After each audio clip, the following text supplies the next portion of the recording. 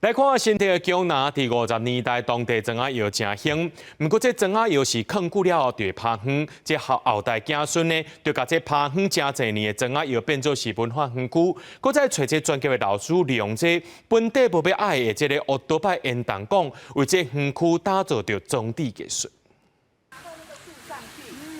然后呢，就有那个育婴袋哦。透过庄仔厂后代子孙的导览，民众更加明白大泉埔过去的历史发展。3年前，文化团体伫新竹县姜拿乡无意中找到过去烧庄仔四角形烟筒的庄仔窑，不过过去因为趴远侪年的关系，草啊是发甲规死价。后来经过重新规划整理，即马已经是文化园区。未来按照以环境保育生态的观念，来个只改造成符合 SDGs 永续发展园区。今年呢，有一个废弃的这个仓库呢，我们把它呢重新整治出来，好，这样呢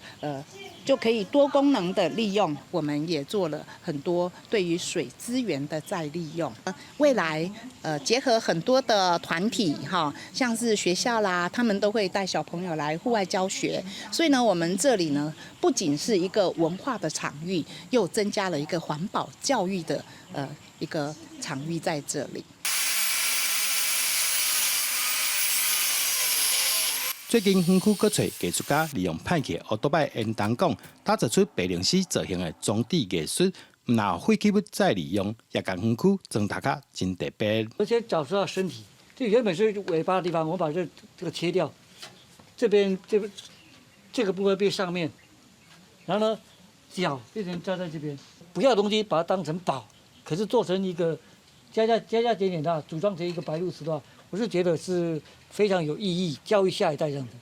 透过后代子孙的努力，甲社区民众共同参与，如今才已经变成美丽艺术园区。除了开放予民众免费参观，也甲姜拿乡淡泉埔过去的庄仔窑发展历史记录落来。记者杜君和新竹报道。